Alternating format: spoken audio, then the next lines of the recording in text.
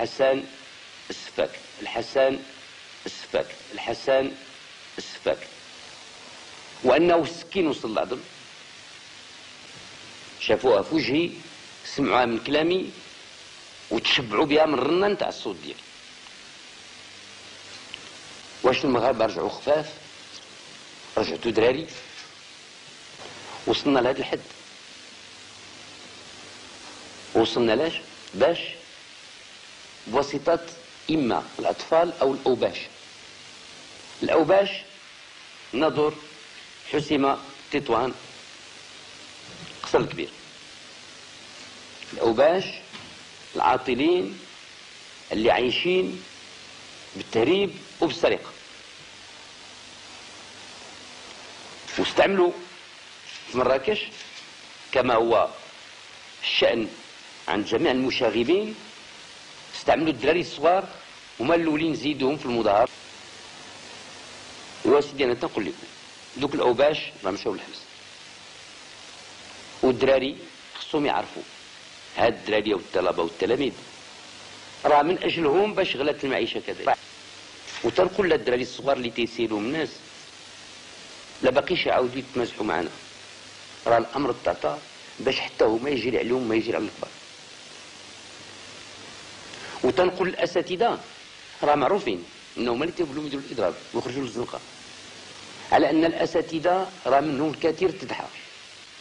خص الاساتذه يعرفوا انه في المستقبل غادي يجي عليهم القانون اللي هذه مده وحنا عايشين عليه في الحمايه واكدوا الاستقلال، وانه المروج نتاع اكاذيب او القائم باعمال من شانها انها توقع خلل بالامن العام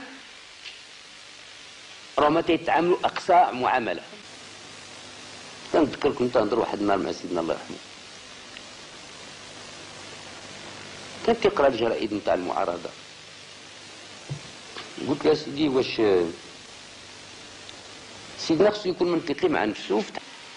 ودابا سيدنا الا كنتي مثلا هابط للمدينه تصلي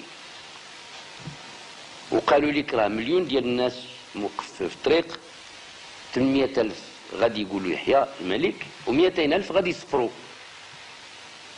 بهذا الوقت انا عقل قال لي اخويا ما نهبطش، هذه الا كانت هذه وقت قلت الحياه وقتك هذه ما انا بعدا ما نهبطش. وانت شنو نعمل سيدي العرض بان الاغلبيه غتقول يحيى والاقليه غتقول يسقط، نهبط. وما حدي غادي في المشروعيه دوك اللي قالوا يسقط نخلي دار باباو بكل صراحه. اذا نكونوا عافاكم متفقين على شيء. والناس ديال الشمال راه عرفوا ولي العهد، وحسن ما يعرفوش الحسن الثاني في هذا الباب، يعرفوا الحسن الثاني اللي مولفين به. ما انا تنعرفو هما تعرفون كيف عامه. اهل مراكش انا كنت مقرر نمشي نرتاح في مراكش، ما بقيتش غادي عند مراكش، ماشي خايف منهم، خصهم يرجعوا الى عن غيهم. الحسن السفاك. والسلام عليكم ورحمه الله.